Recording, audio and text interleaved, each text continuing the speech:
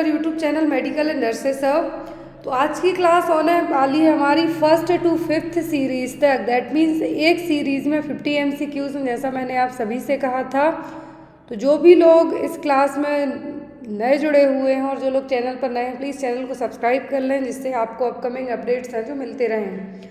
अब हम बात करेंगे इन सीरीज़ में आपको क्या रहेगा। तो जो लोग त्रिपुरा का पेपर देने वाले हैं, क्योंकि आई थिंक इसी मंथ में आपका पेपर है, तो ये पेपर भी मैं आपको पूरे दोनों पेपर अभी तक ऑफिशियल पेपर हैं वो आपको अवेलेबल करवाए जाएंगे। उत्तराखंड का पेपर आपको अवेलेबल करवाया जाएगा। जिनका MP व्यापम का पेपर है, सॉरी फॉर दैट कि मैं बार बार कहती हूँ, आपको सातों पेपर एक क्लास में हो जाएंगे, बट कुछ वैलिड रीजंस होते हैं जिसके कारण आपकी क्लासेस 4-5 घंटे की रिकॉर्डेड नहीं हो पाती है। बट कोशिश की जा रही है कि बिफोर दैट आपके एग्ज़ाम आपको पेपर्स भी अवेलेबल करवा दिए जाएँ इन वीडियो फॉर्मेट। सिंगल पेपर सभी अपडेट हैं चैनल पर, लेकिन बहुत सारे लोगों के कमेंट्स हैं कि एक ही क्लास में पूरे पेपर सॉल्व करवा दें। क्या इन पुराने पेपर से क्वेश्चन आते हैं? तो बिल्कुल आते हैं, वो चीज़ भी मैं आपको समझाऊँगी। तो यहाँ पर आज की सीरीज़ है, और जो भी लोग इन सीरीज़ को, इन पेपर्स को अलग अलग स्टेट वाइज परचेस करना चाहते हैं, आप डायरेक्ट मेरे व्हाट्सएप नंबर पर कांटेक्ट कर सकते हैं। पेपर आपको अवेलेबल करवा दिए जाएंगे। प्राइस बहुत ही चीप रखा गया है, हर एक कैंडिडेट अफोर्ड कर सकता है। तो यहाँ पर जो फर्स्ट क्वेश्चन ऐड किया गया है सीरीज़ में, तो हर एक सीरीज़ में 50 MCQs हैं, 50 MCQs हैं। तो जिनका भी अभी रिसेंट में अब अपकमिंग टाइम में त्रिपुरा और त्रिपुरा के बाद आई थिंक कर्नाटक में भी एग्ज़ाम है, केरला में भी एग्ज़ाम है, और जो भी अलग अलग जगह एग्ज़ाम होते हैं, चाहे वो PV ग्रुप 5 के लिए हो, स्टाफ नर्स की पोस्ट के लिए, या फिर और भी कोई आपका एग्ज़ाम हो, तो इन सभी के लिए हेल्प तो अपकमिंग है। जो यूपी में भी CHO की बम्पर वैकेंसी निकली है, तो वहाँ के लिए भी हेल्पफुल होंगे। तो चलिए आपका बिना टाइम वेस्ट किए इन सीरीज़ को हम सॉल्व करेंगे। सभी सीरीज़ विथ रेशनल के रहेंगी आपके लिए। तो यहाँ पर जो फर्स्ट क्वेश्चन ऐड किया गया है इसमें, वो है how many types of dysmenorrhoea, और पूरी सीरीज़ आपको PDF फॉर्मेट में अवेलेबल हो जाएंगी। कितने टाइप का डिस्मेनोरिया होता है? 2, 3, ओनली 1, या फिर नन ऑफ दी अबव? तो यहाँ पर इसका आंसर आपको शो हो रहा है इजीली। तो जनरली डिस्मेनोरिया है क्या? Painful menstruation. क्या है? पेनफुल मेंस्ट्रुएशन, क्रैम्प आना जब आपके पीरियड्स आते हैं वो। ये मैंने एक सिंगल सेपरेट टॉपिक जो सेकंड चैनल उस पर भी पढ़ाया हुआ है। जनरली ये 2 टाइप का होता है। एक तो होता है, यहाँ पर ये देखिए दोनों टाइप में दिए हुए हैं। एक होता है कि यहाँ पर प्राइमरी क्या होगा, नेचुरल केमिकल जो आपकी बॉडी में बनता है प्रोस्टाग्लैंडिन, उसके कारण होगा, और इसके कोई डिसऑर्डर के कारण ये चीज़ नहीं होगी। मतलब नॉर्मल ही है, आपके जब पीरियड्स आते हैं आपको होगा, प्रोस्टाग्लैंडिन क्या करेगा, ट्रिगर्ड का काम करेगा, तो आपको क्रैम्प्स आएंगे, लेकिन ये ठीक हो जाएगा। और जनरली जब भी गर्ल्स के इनिशियल एज में मीनार्ची आती है, जो फर्स्ट टाइम पीरियड्स आते हैं, इसको मीनार्ची कहेंगे, तो उस टाइम पे आपको ज़्यादा होगा, जनरली जो यंग एज गर्ल हैं। फिर यहाँ पर जो पेन होता है, मेंस्ट्रुएशन स्टार्ट होने के पहले किसी किसी को ये पेन होगा, तो धीरे धीरे जैसे जैसे पीरियड्स प्रोग्रेस में होंगे, second, third, specially third, fourth day से अपने आप कम हो जाएंगे, और बिना किसी मेडिसिन के या फिर कुछ होम रेमेडीज से भी आप इसको ट्रीट कर सकते हैं, जो बेसिकली होता है। फिर होता है सेकेंडरी में क्या होगा कि आपको या तो कुछ अदर डिसीज़ हैं, या तो फाइब्रॉइड्स है, पेल्विक इन्फ्लामेटरी डिसीज़ है, या बहुत ज़्यादा सीवियर ब्लीडिंग हो रही है, तब हम इसको सेकेंडरी में कंसीडर करेंगे। और जनरली ये लेटर लाइफ में, जो प्राइमरी है आपकी इनिशियल मीनार्ची स्टार्ट होता है, पीरियड्स आना स्टार्ट होते हैं, तब होता है। लेकिन एज आफ्टर 35 ईयर के बाद, या फिर जैसे जैसे एज बढ़ती जाएगी, वैसे वैसे सेकेंडरी डिस्मेनोरिया आपको देखने को मिलेगा। और जनरली जब पीरियड्स स्टार्ट होते हैं तभी से रहेगा, और इवन पीरियड्स ख़त्म होने के बाद भी आपको ये पेन रहेगा, क्रैम्प्स रहेंगे। और सेकेंडरी डिस्मेनोरिया क्या है, जब यहाँ पर एक कुछ डिसीज़ के साथ होगा, तब हम इसको सेकेंडरी कहेंगे। तो इसमें हमें ट्रीटमेंट की ज़रूरत भी प्रॉपर पड़ेगी। नेक्स्ट क्वेश्चन की तरफ मूव करेंगे हम। प्री मेंस्ट्रुअल सिंड्रोम इंक्लूड्स, तो PMS में क्या आएगा? फिजिकल डिस्टर्बेंस होगा, साइकोलॉजिकल डिस्टर्बेंस होगा, mood and emotional sign symptom होंगे, या फिर ऑल ऑफ दी अबव? तो यहाँ पर जो आपका आंसर होगा वो होगा all of the above. All of the above क्यों होगा? प्री मेंस्ट्रुअल सिंड्रोम का मतलब होगा आपके पीरियड्स स्टार्ट होने के पहले जो आपको, बहुत सारी गर्ल्स इस चीज़ से रिलेट करती हैं, और इवन जो नहीं करती तो मैं उनको एक्सप्लेन करूँ। प्री मतलब पहले, मेंस्ट्रुअल सिंड्रोम का मतलब है आपके पीरियड्स आने के किसी किसी को 1 वीक पहले से ही क्रैम्प्स आना स्टार्ट होंगे, पेन होगा एब्डोमिनल, थाई में पेन होगा, और आपको ज़्यादा इरिटेशन होगा, तो ये सभी साइन देखने को मिलेंगे। मूड चेंज जो होंगे आपके, तो ये सब क्या है, प्री मेंस्ट्रुअल सिंड्रोम के साइन हैं। नेक्स्ट है यहाँ पर ब्लड और brown vaginal discharge indicates it's possible causes. तो यदि ब्लडी और ब्राउन वेजाइनल डिस्चार्ज हो रहा है तो ये किसकी तरफ इशारा करेगा, गोनोरिया की, रेगुलर मेंस्ट्रुअल साइकिल और सर्वाइकल और यूट्राइन कैंसर की तरफ, ट्राइकोमोनियासिस या फिर ईस्ट इन्फेक्शन। तो यहाँ पर यदि ब्लड भी है और हो सकता है ब्राउन वेजाइनल डिस्चार्ज हो रहा है तो ये किसकी तरफ इशारा करेगा। और यदि आपको अबॉर्शन में पूछते हैं कि यदि ब्राउन डिस्चार्ज हो रहा है तो यहाँ पर क्या होगा, तब हम कहेंगे मिस्ड अबॉर्शन।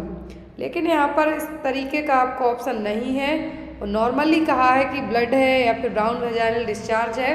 तो ये साइन है यहाँ पर किसका, इरेगुलर मेंस्ट्रुअल साइकिल का, या फिर हम ये कह सकते हैं कि ये सर्वाइकल कैंसर भी हो सकता है या फिर यूट्राइन कैंसर भी हो सकता है। तो ये साइन किसका है, इरेगुलर मेंस्ट्रुअल साइकिल और सर्वाइकल कैंसर का।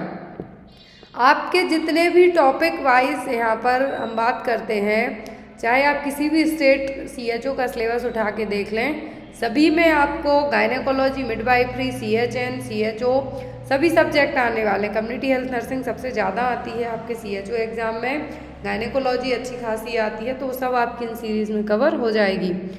तो यहाँ पर ये सभी किसके साइन हैं, इरेगुलर मेंस्ट्रुअल साइकिल के। नेक्स्ट वन है यहाँ पर क्वेश्चन आपका, मास्टाइटिस मीन्स, ऑप्शन में dysmenorrhoea, pelvic pain, swelling, redness of breast या फिर वेजाइनल डिस्चार्ज।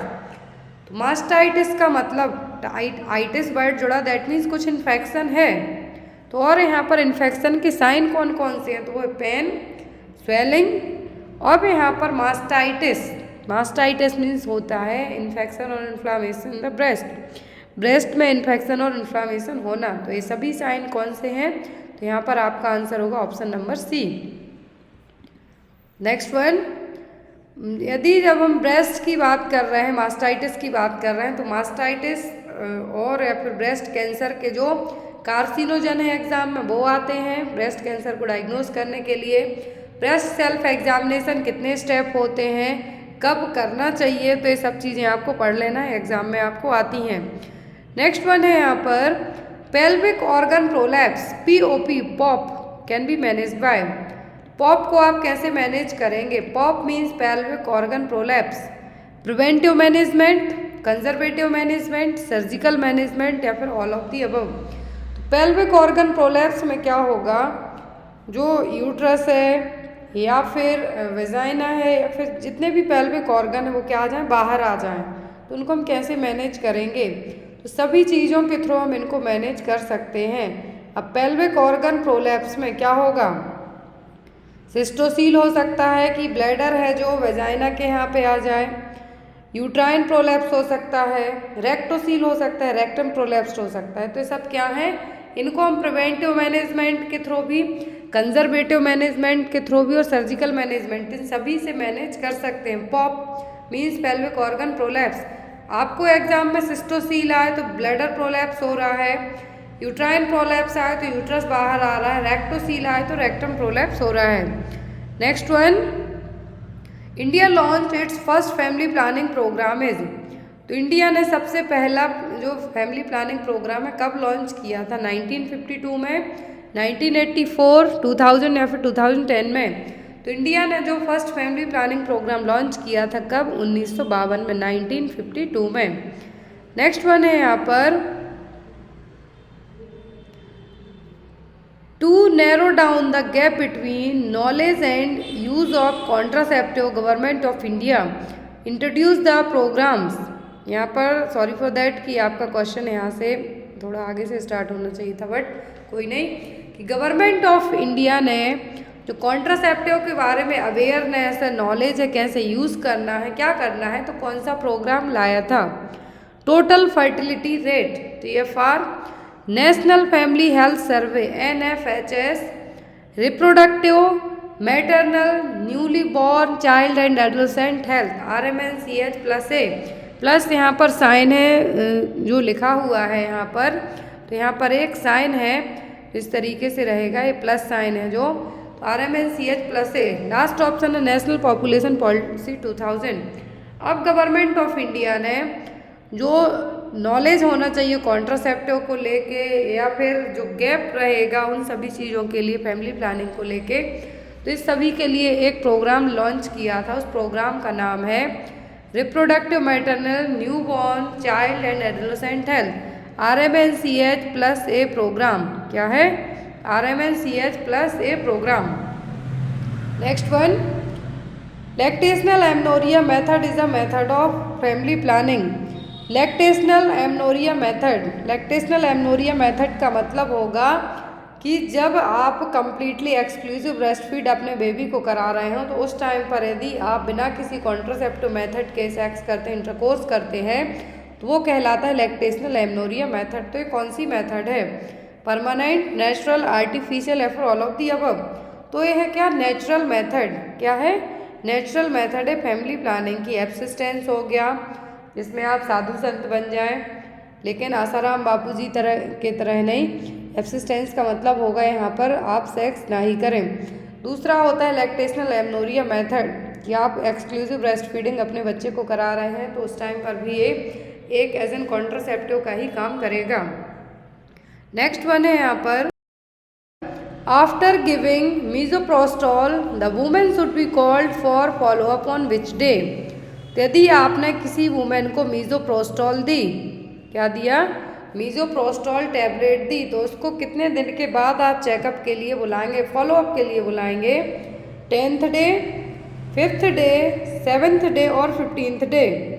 तो जो मीजोप्रोस्टॉल है, क्या है? मीजोप्रोस्टॉल है, क्यों दी जाती है? मीजोप्रोस्टॉल दी जाती है अबॉर्शन के लिए।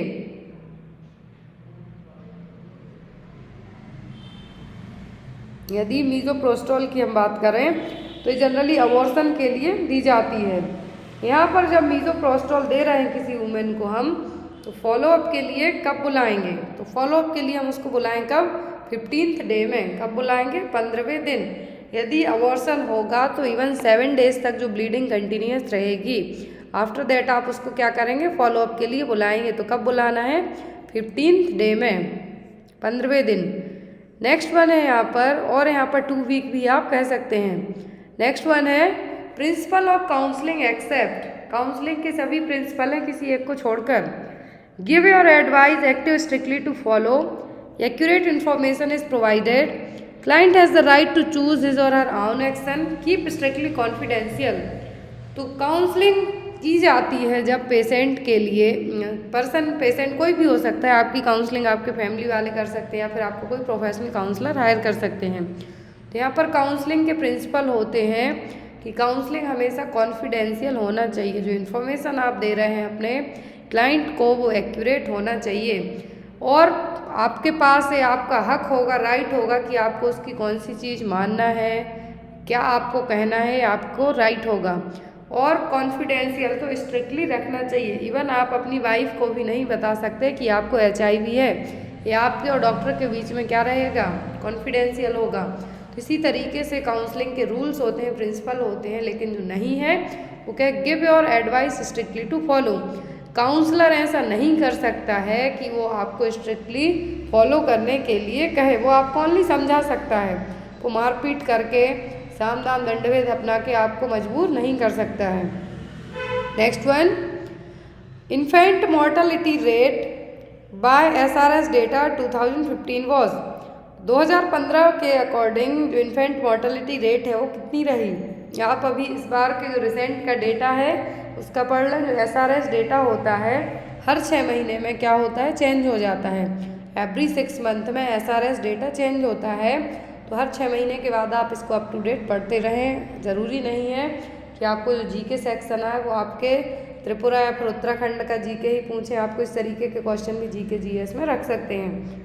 5 by 1000 live birth, 59 by 1000 live birth, 37 by 1000 live birth या फिर 25 बाय 1000 लाइव बर्थ। तो मुझे जितना याद है तो एमपी का जो आईएमआर है वो सबसे ज़्यादा है, सबसे ज़्यादा इन्फेंट की डेथ होती है with in 1 year age group की होती है मध्य प्रदेश में।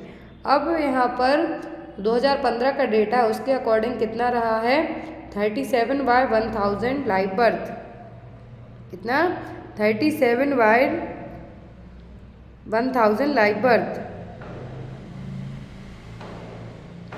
नेक्स्ट है यहाँ पर large number of maternal and child death are due to, तो लार्ज नंबर ऑफ मैटरनल और चाइल्ड डेथ बच्चे की और माँ की सबसे ज़्यादा डेथ किसके कारण होती है।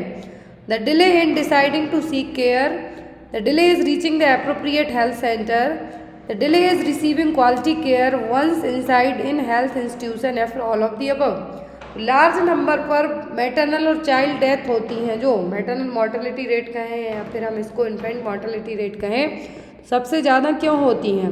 तो यदि ओनली मैटरनल मॉर्टेलिटी रेट कहें तो जो मैटरनल मॉर्टेलिटी रेट कंसीडर की जाती हैं वो कब की जाती हैं, कंसीव करने से लेके डिलीवरी के 6 वीक तक वो होती हैं हेमरेज के कारण, ब्लीडिंग के कारण, या तो पीपीएच हो, इंट्रापार्टम हेमरेज हो या फिर एंटीपार्टम हेमरेज हो।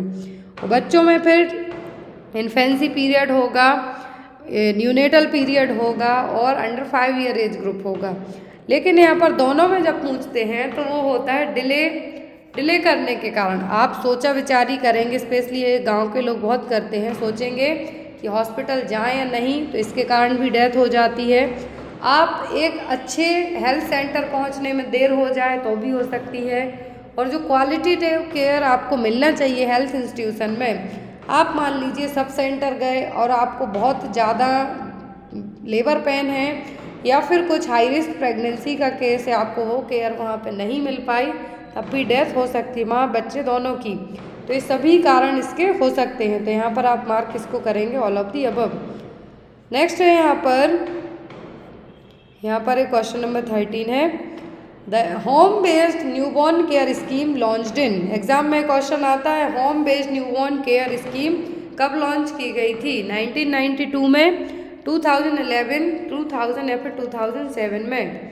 तो होम बेस्ड न्यूबॉर्न केयर क्या है, home based newborn care scheme है, ये लॉन्च हुई थी कब, तो ये लॉन्च की गई थी 2011 में। कब हुई थी, 2011 में स्कीम लॉन्च की गई थी। नेक्स्ट वन है यहाँ पर universal immunisation programme includes vaccine are, तो यूआईपी क्या है, यूआईपी प्रोग्राम है जो यहाँ पर यूनिवर्सल इम्यूनाइजेशन प्रोग्राम में कौन सी वैक्सीन इंक्लूडेड है, tuberculosis, BCG, DPT, polio, measles and hepatitis B. BCG, DPT, polio, BCG Covaxin, DPT, polio, BCG Covishield या फिर बीसीजी, डीपीटी, रूबेला। तो जो यूनिवर्सल इम्यूनाइजेशन प्रोग्राम है, क्या है, यूनिवर्सल इम्यूनाइजेशन प्रोग्राम है, इसके तहत जो वैक्सीन्स इंक्लूडेड हैं इसमें वो हैं BCG for tuberculosis, diphtheria, pertussis, tetanus, polio, measles and hepatitis B. क्या है, हेपेटाइटिस बी, ये कितनी है, इंक्लूडेड है किसमें, यूनिवर्सल इम्यूनाइजेशन प्रोग्राम में। नेक्स्ट है यहाँ पर what is the antenatal care. Antenatal care का मतलब क्या होगा, care given to a women before pregnancy, care during pregnancy, care after delivery या फिर ऑल ऑफ दी अबव। तो एंटीनेटल केयर का मतलब, एंटी दैट मीन्स बिफोर, क्या है, बिफोर। वुमेन को प्रेगनेंसी के टाइम पर जो केयर दी जाएगी वो कहलाती है एंटीनेटल केयर, और यहाँ पर प्रेगनेंसी कंसीव करने से लेकर डिलीवरी होने के पहले तक जो केयर दी जाएगी, पूरी प्रेगनेंसी भर जो केयर आप करेंगे वो कहलाएगी एंटीनेटल केयर। अब यहाँ पर जो केयर आफ्टर डिलीवरी दी जाती है वो कहलाती है postnatal care. Antenatal care और प्री नेटल केयर का मतलब होगा care during the delivery, sorry care during the pregnancy. Care after delivery क्या कहलाएगा, postnatal care. Next one, first antenatal visit to the health centre is preferred. जो पहला antenatal visit होता है कब करवाना चाहिए, between 14 to 26 week, between 28 to 36 week, between 36 to 38 weeks या फिर विद इन 12 वीक्स और as soon as pregnancy suspected. तो यहाँ पर फर्स्ट एंटीनेटल विजिट करवाना चाहिए जैसे ही पता चले कि आप प्रेग्नेंट हो, और तुरंत ही आपको या फिर 12 वीक या फिर as early as pregnancy detect हो तो आपको क्या करना है, एंटीनेटल चेकअप करवाना है। क्यों? क्योंकि इसी टाइम से यदि आपको पता चला प्रेग्नेंट है, डॉक्टर आपको फॉलिक एसिड स्टार्ट कर देंगे, आयरन स्टार्ट कर देंगे, कैल्शियम स्टार्ट कर देंगे, सब कुछ स्टार्ट करेंगे। फॉलिक एसिड नहीं मिल पाया तो पता चला बच्चे को न्यूरल ट्यूब डिफेक्ट हो रहा है, तो इसीलिए इनिशियल टाइम पर ये सभी चीज़ों की केयर आपकी हो जाएगी। और कोई हाई रिस्क या फिर कुछ और अदर प्रॉब्लमेटिक साइन तो नहीं है, वो भी यहाँ पे चेक हो जाएंगे। Next one, normal symptom during pregnancy include. तो प्रेगनेंसी में नॉर्मल सिम्टम कौन से हैं? Nausea, vomiting, heart burn, constipation and increase urination या फिर ऑल ऑफ दी अबव। तो ये सभी सिम्टम देखने को मिलेंगे प्रेगनेंसी में। नोजिया वॉमिटिंग होता है जिसको हम हाइपरेमेसिस ग्रेविडेरम कहेंगे, होगा एससीजी हार्मोन का लेवल बढ़ने के कारण। हार्ट बर्न भी होता है क्योंकि जैसे जैसे प्रेशर बढ़ता जाएगा एब्डोमेन पर, जो यूट्रस का साइज बढ़ेगा वैसे वैसे आपको हार्ट बर्न हो, कहते हैं सीने में जलन हो रही। कॉन्स्टिपेशन की प्रॉब्लम होती है, बार बार यूरिन पास आउट करेंगे, क्यों? क्योंकि ब्लैडर पर प्रेशर पड़ेगा इसलिए। Next one, screening should be done except 1 to prevent further complication. तो यहाँ पर स्क्रीनिंग करवाना चाहिए हमें कुछ फर्दर कॉम्प्लिकेशन से प्रिवेंट करने के लिए। किसकी? नोजिया वॉमिटिंग की, HIV की, रूबेला की या फिर RH फैक्टर्स की। तो यहाँ पर क्या है जिसको हमें प्रिवेंट करने के लिए स्क्रीनिंग करवाना है? तो वो है यहाँ पर HIV के लिए स्क्रीनिंग की जाती, रूबेला के लिए की जाती, RH फैक्टर के लिए की जाए, लेकिन नोजिया वॉमिटिंग के लिए हमें कोई स्क्रीनिंग की ज़रूरत नहीं है। So here is the right answer is option number A. का जो करेक्ट आंसर होगा वो होगा ऑप्शन नंबर ए। तो यहाँ पर आप इन सभी को जो हटा सकते हैं। तो यहाँ पर आपका आंसर होगा नोजिया वॉमिटिंग, क्योंकि एक्सेप्ट करके पूछा है, एक्सेप्ट 1, दैट मीन्स कोई एक है जिसमें हमें स्क्रीनिंग की ज़रूरत नहीं है, बाकी सब में चेक कराने की ज़रूरत पड़ेगी।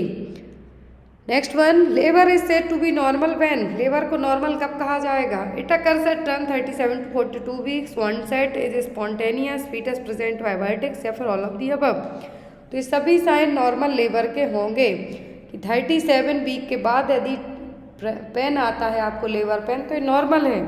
37 to 42 वीक्स क्या टर्म प्रेगनेंसी है। स्पॉन्टेनियस होगा, धीरे धीरे बढ़ते जाएगा pen.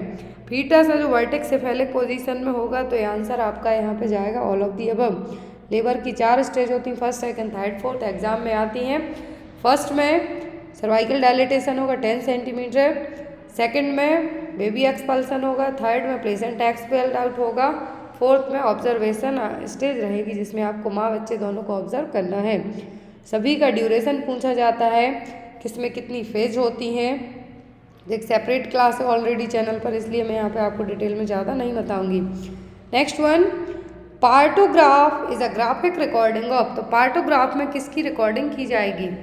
Heart rate and its functions, electric recording of brain, progress of labour and condition of mother and foetus या फिर नन ऑफ दी अबव। तो पार्टोग्राफ में ग्राफिक रिकॉर्डिंग होगी, और यहाँ पर किसकी होगी? लेबर की क्या प्रोग्रेस है, माँ और बच्चे की क्या कंडीशन है, किस तरीके के कॉन्ट्रैक्शंस आ रहे हैं, बच्चा किस तरीके से, उसकी हार्ट रेट क्या हो रही है। तो ये सभी चीज़ें आपको पता चलेंगी किसमें? पार्टोग्राफ में, जो कि एक ग्राफिकल प्रेजेंटेशन है जो होगा। Next one, life threatening condition in which pregnant women is having high blood pressure more than 120/90 mm of Hg, proteinuria and convulsions known as. Question ध्यान से देखिए, बीपी बढ़ा हुआ है, 140/90 mm of Hg है, प्रेग्नेंट है वुमेन, प्रोटीन यूरिया है, urea में प्रोटीन है, कन्वर्जन्स आ रहे हैं, सीजर्स आ रहे हैं, तो ये किसके साइन है? हाइपरटेंशन के, एक्लेम्सिया के, टैकीकार्डिया के, कि शॉक के। अभी जितने भी साइन हैं यहाँ पर, ये प्रेगनेंसी इंड्यूस्ड हाइपरटेंशन। अब प्रेगनेंसी इंड्यूस्ड हाइपरटेंशन होता है एक्लेम्सिया एंड प्री एक्लेम्सिया, लेकिन यहाँ पे साथ में कहा है लेडी को कन्वर्जन्स भी आ रहे हैं, दैट मीन्स दौरे भी पड़ रहे हैं। तो ये क्या है? ये कहलाएगा एक्लेम्सिया, क्योंकि कभी भी जो प्री एक्लेम्सिया की कंडीशन होती है उसमें कन्वर्जन्स नहीं आते। दो चीज़ें याद रखने, यदि कन्वर्जन्स नहीं होंगे यहाँ पर, ब्लड विजन होगा, तो आप प्री एक्लेम्सिया कह सकते हैं, लेकिन कन्वर्जन्स आते हैं, बीपी बढ़ा हुआ है, प्रोटीन यूरिया है, तो ये सब किसके साइन है? एक्लेम्सिया के। इक्लेम्सिया और प्री इक्लेम्सिया को एक सिंगल साइन अलग डिफरेंट करेगा, वो है convulsions. Next one, maternal complication of obstructed labour is. Obstructed labour कब कहा जाएगा? जब जो लेबर का ड्यूरेशन है वो बहुत ज़्यादा हो जाए, इवन 18 आवर से भी ज़्यादा हो जाए, जो अलग अलग स्टेज में लेबर का ड्यूरेशन होगा, या फिर कुछ और प्रॉब्लम्स होगी। तो ऑब्स्ट्रक्टेड लेबर के क्या कॉम्प्लिकेशन होंगे? Maternal death, uterine rupture, fistula, या फिर ऑल ऑफ दी अबव। तो सब हो सकते हैं। यदि ऑब्स्ट्रक्टेड लेबर है, जो नॉर्मल ड्यूरेशन उससे ज़्यादा तक लेबर पेन रहेंगे, माँ की डेथ हो सकती है, यूट्रस रप्चर हो सकती है, फिस्टुला देखने को भी आपको मिलेगा कुछ कुछ केस में। क्योंकि यहाँ पर मैटरनल बस पूछा है, फीटल पूछेंगे तो फीटल डेथ होने के चांसेस भी ज़्यादा रहेंगे।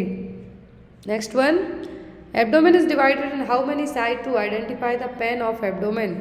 एब्डोमेन को कितने साइड में डिवाइड किया गया है पेन को असिस्ट करने के लिए? 6, 3, 9 या फिर 4। तो एब्डोमेन को डिवाइड किया गया है कितने पार्ट में? 9 में। कितने में? 9 क्वाड्रेंट में। Next one, vibrio cholera is a. Vibrio cholera क्या है? बैक्टीरिया है, फंगई है, वायरस है कि प्रोटोजोआ है? तो विब्रियो कोलेरा है एक तरीके का क्या? बैक्टीरिया, जो कि कोलेरा डिसीज को कॉज करेगा, विब्रियो कोलेरा।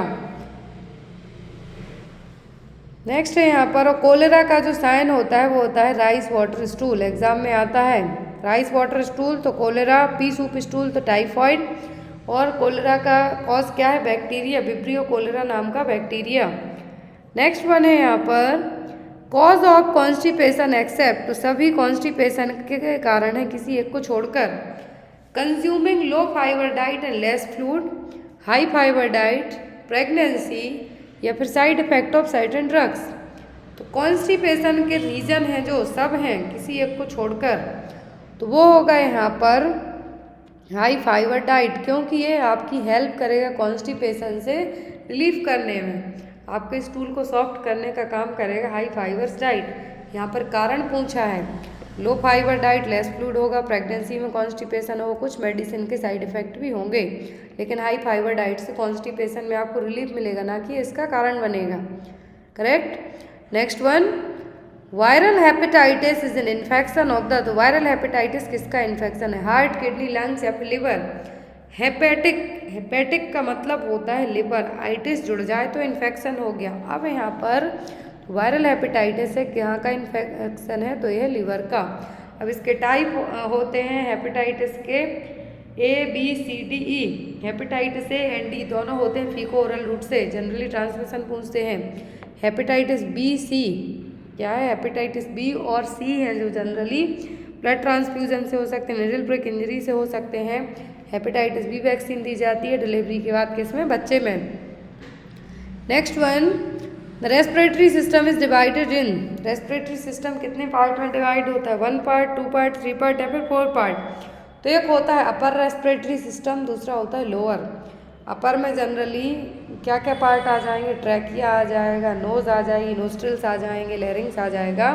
और लोअर पार्ट में क्या होंगे? दोनों लंग्स होंगे आपके, ब्रोंकाई होंगे, ब्रोंक्यूल्स होंगे। तो ये क्या है? लोअर सिस्टम का पार्ट है। तो यहाँ पर आपका आंसर क्या होगा? 2 parts, upper and lower. Next one, sinusitis means inflammation of. तो साइनसाइटिस में किसका इन्फ्लामेशन होगा? नोज का, थ्रोट का, गम्स का या फिर साइनस का? तो साइनसाइटिस में इन्फ्लामेशन देखने को मिलेगा किसका? साइनस का। साइनस उनमें इन्फेक्शन और इन्फ्लामेशन देखने को। आपका complication due to untreated pharyngitis except. तो यदि आपने फेरेंजाइटिस हुआ है, फेरिंग्स में इन्फेक्शन, इन्फ्लामेशन हुआ है, तो यहाँ पर यदि आपने उसको अनट्रीटेड, बिना ट्रीटमेंट के छोड़ दिया, तो बाद में क्या हो? सब कुछ होगा किसी एक को छोड़कर। Peptic ulcer, otitis media, sinusitis, peritonsillar abscess क्या है जो नहीं होगा?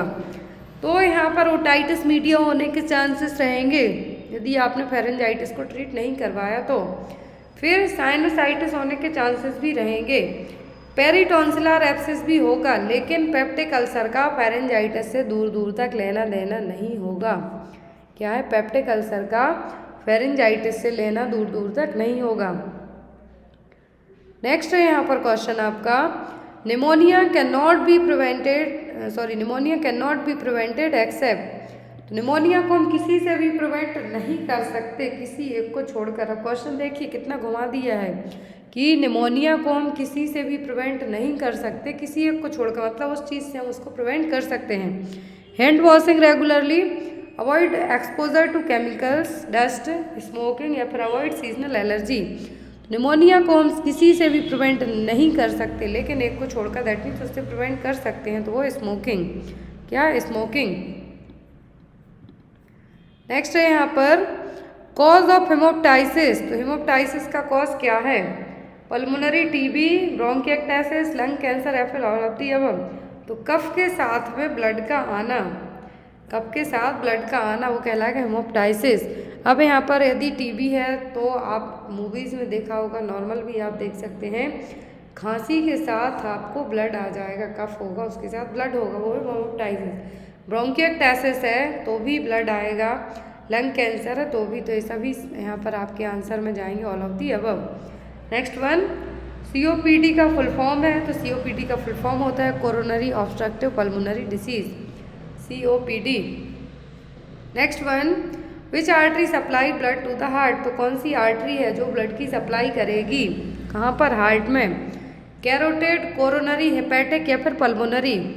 तो जो आर्टरी ब्लड की सप्लाई करेगी हार्ट को वो होगी कौन सी? Coronary artery. जनरली इसी में ब्लॉकेज होता है तब हार्ट अटैक आने के चांसेस ज़्यादा होते हैं। Next one, investigation for heart. तो हार्ट के लिए जो इन्वेस्टिगेशन होती है वो कहलाती है ईसीजी। क्या? ईसीजी। ईसीटी तो इलेक्ट्रोकन्वल्सिव है, ईईजी इलेक्ट्रोइंसेफेलोग्राम में ब्रेन के एग्जामिनेशन के लिए होगी। सोनोग्राफी, जिसको हम अल्ट्रासोनोग्राफी कहेंगे, वो है। ईसीजी होगी हार्ट के लिए। Next one, decrease in numbers of red blood cells और haemoglobin concentration is known as. यदि आरबीसी का लेवल घट जाए तो क्या कहेंगे, या फिर हीमोग्लोबिन कंसंट्रेशन कम हो जाए तो क्या कहेंगे? एनीमिया, यूरेमिया, विरेनिया, या फिर ग्लाइसीमिया। तो ये कहलाएगा क्या? एनीमिया। क्या कहलाएगा? एनीमिया। नेक्स्ट वन है यहाँ पर, what measures do you take to manage urinary tract infection. तो यूटीआई को मैनेज करने के लिए आप क्या करेंगे? बायोकेमिकल इन्वेस्टिगेशन करेंगे, पैथोलॉजिकल इन्वेस्टिगेशन होगी, या फिर सब कुछ होगा। तो बायोकेमिकल इन्वेस्टिगेशन की जाएगी यूटीआई के लिए, पैथोलॉजिकल होगी कि क्या ऑर्गेनिज्म है जो कॉज कर रहे हैं यूटीआई को, माइक्रोबायोलॉजिकल में पर्टिकुलर कौन सा माइक्रोब्स है जो यूटीआई कॉज कर रहा है। तो हम इन सभी चीज़ों के थ्रू मेजर करेंगे। यदि हमें कॉज पता चल गया तो ट्रीट करना इजी रहेगा। तो सेम थिंग है कि आप मैनेज करने के लिए क्या करेंगे, सभी चीज़ें अपनाएंगे। प्रॉपर डायग्नोज के बाद ही प्रॉपर ट्रीटमेंट होता है। यदि कुछ प्रॉपर माइक्रोब्स का पता चलता है कि कौन सा है तो हम उसके लिए जो मेडिसिन होगी वो दे के भी ट्रीट कर सकते हैं। नेक्स्ट वन, जिसके लिए होता है culture test. Next one, conjunctivitis में ड्यू टू। कंजक्टिवाइटिस बैक्टीरियल भी हो सकती है, वायरस भी हो सकती है, एलर्जिक भी हो सकती है। तो यहाँ पर आपका आंसर भी होगा all of the above. Next one, trachoma is the disease of. तो ट्रोकोमा कहाँ की डिसीज़ है? आँखों की, नोज की, थ्रोट की, या फिर ईयर की। यहाँ पर गलत टाइप हो गया, फार की जगह ईयर है। तो यहाँ पर ट्रोकोमा डिसीज़ कहाँ की है? तो ट्रोकोमा है आई का डिसऑर्डर। अब ट्रोकोमा की सेफ स्ट्रेटजी हमेशा एग्जाम में आती है, सेफ स्ट्रेटजी एग्जाम में आती है। ट्रोकोमा एक कंटेजियस बैक्टीरियल इन्फेक्शन है जो कि इनर सरफेस होती है आईलिड्स की, उसको अफेक्ट करेगा ट्रोकोमा। अब ट्रोकोमा की जो सेफ स्ट्रेटजी है इज हमेशा एग्जाम में आती है, SAFE WHO ने दी थी, जिससे क्या कर सकते हैं हम सेफ स्ट्रेटजी में? सर्जरी करके ठीक कर सकते हैं, एंटीबायोटिक्स, फेशियल क्लीनिनेस और एनवायरमेंटल हाइजीन से ट्रोकोमा को हम ट्रीट कर सकते हैं। Next one, epistaxis refers to. The epistaxis का मतलब क्या है?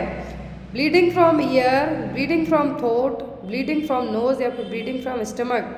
तो एपिस्टैक्सिस का मतलब होता है नाक से खून आना, ब्लीडिंग फ्रॉम द नोज। इसका मैनेजमेंट जरूर एग्जाम में आता है, कौन सी पोजीशन देंगे, कैसे लिटाएंगे, क्या करवाना है हमें, कौन सी एक्सरसाइज करानी है, सब चीज़ें। Next one, acute inflammation of the middle ear cell, that is Eustachian tube. Middle ear and mastoid air cells is known as. तो जो मिडिल ईयर और मास्टॉइड एयर सेल्स हैं इनको हम क्या कहेंगे? यदि इन्फ्लामेशन मिडिल ईयर में हुआ है जिसमें यूस्टेचियन ट्यूब है, मिडिल ईयर है और मास्टॉइड सेल्स हैं, तो ये क्या कहलाएगा? फेरेंजाइटिस, साइनसाइटिस, टॉन्सिलाइटिस या फिर ओटाइटिस मीडिया। तो ये यदि मिडिल ईयर इन्फेक्शन की बात हो रही है तो मिडिल ईयर इन्फेक्शन क्या कहलाएगा? Otitis media. क्या होगा? Otitis media. इनर ईयर का बात करेंगे हम तो ओटाइटिस इंटरना कहेंगे, जिसमें वेस्टिबो कोक्लियर पार्ट है वो अफेक्ट होगा, जो नर्व है वो कंडक्शन पार्ट है जो अफेक्ट होगा। Next one, our body temperature is usually highest and lowest at which time? तो हमारी बॉडी का टेम्परेचर है जो हाई और लो कब होगा? Highest at 3 AM, lowest at 6 PM, highest at 6 PM and lowest at 3 AM, highest at 10 AM and lowest at 10 PM, या फिर नन ऑफ दी अबव। तो आप अपनी बॉडी का टेम्परेचर खुद भी चेक कर सकते हैं कि हमारी बॉडी का टेम्परेचर सबसे ज़्यादा होता है कब? शाम के 6 बजे, और सबसे कम होता है अर्ली मॉर्निंग 3 o'clock पे। जो पढ़ने वाले लोग हैं वही इस टाइम पर उठ पाते होंगे, तो आप थर्मामीटर से चेक करके इसको ज़रूर देखना। और ये क्यों होता है इसका रीज़न आप लोग कमेंट बॉक्स में बताना कि हाईएस्ट और लोएस्ट बॉडी टेम्परेचर इसी टाइम पर क्यों होता है। Next one, a condition of severe depression of body's vital functions following an injury, haemorrhage, severe pain और इमोशनल इज कॉल्ड। तो ऐसी कंडीशन जिसमें सीवियर डिप्रेशन होगा, लेकिन उस सीवियर डिप्रेशन के साथ पर्सन को इंजरी होगी, ब्लीडिंग होगी, पेन होगा और इमोशंस भी बह बह के बाहर आएंगे। क्या होगा? वो शॉक होगा, टैकीकार्डिया होगा, डिप्रेशन होगा कि इन्फेक्शन। तो अब जो भी यहाँ पे साइन बताए हैं वो सभी साइन हैं किसके? शॉक के, जिसमें पर्सन को ब्लीडिंग हो सकती है, इंजरी के कारण ब्लीडिंग हो रही, इंजरी हो गई, पेन हो गया, इमोशनल डिस्टर्बेंस हो गया और डिस्ट्रेस्ड टाइप से है तो वो कहलाएगा shock. Next one, sign and symptom of rabies. Rabies होता है जनरली इन्फेक्टेड कुत्ते बिल्ली के काटने के कारण। रेबीज का है जो आपने पढ़ा है कि यदि आपको कहीं पर डॉग बाइट कर दे तो आपको कंटिन्यूस अपने घाव को धुलते रहना है रनिंग वाटर से। तो यहाँ पर रेबीज के साइन सिम्टम क्या है? Headache, nausea, vomiting, respiratory paralysis, agitation, confusion, hallucination, all of the above. Rabies initial time में तो उतना डिस्टर्ब नहीं रहेगा, लेकिन ये आपके नर्वस सिस्टम को अफेक्ट करेगा। जो यहाँ पर आपकी नर्वस सिस्टम को अफेक्ट करेगा रेबीज, जिसको हम क्या कहेंगे? हाइड्रोफोबिया, पानी से डर लगता है जिनको रेबीज हो जाता है, वही है। और रेबीज के लिए क्या है आपके साइन सिम्टम सभी। Next one, earthquake, landslides, tsunamis and volcanic activity are the example of. भूकंप का आना, धरती खिसक जाना, सुनामी आना, वॉल्केनिक इरप्शन होना, सब किसके एग्जाम्पल हैं? जियोग्राफिकल डिजास्टर, क्लाइमेटोलॉजिकल, हाइड्रोलॉजिकल या फिर बायोलॉजिकल डिस्ट्रक्शन। तो ये सभी हैं क्या? जियोग्राफिकल डिजास्टर, जिसको हम नेचुरल डिजास्टर भी कहेंगे, जिसमें भूकंप आ गया, लैंडस्लाइड हो गई, सुनामी हो गया, वॉल्केनिक इरप्शन हो गया, इन सभी पर क्या है? जियोग्राफिकल डिजास्टर कहलाएंगे। नेक्स्ट है, fracture with unbroken skin and blood is lost into tissue is called. तो कौन सा फ्रैक्चर कहलाएगा? अनब्रोकन स्किन, स्किन टूटी हुई नहीं है और जो ब्लड लॉस हुआ है वो वहीं टिश्यू के अंदर चला गया। तो ये क्या है? ओपन, ट्रांसवर्स, क्लोज्ड या फिर spiral.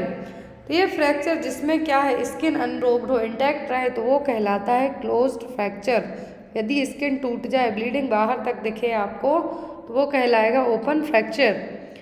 Next one, the temperature of labour room should be. Exam में क्वेश्चन आता है, नोट डाउन करके रखें इसको। लेबर रूम का टेम्परेचर कितना होता है? 10 से 15, 15 से 18 डिग्री सेल्सियस, 18 से 20 डिग्री सेल्सियस या फिर 25 से 28 डिग्री सेल्सियस।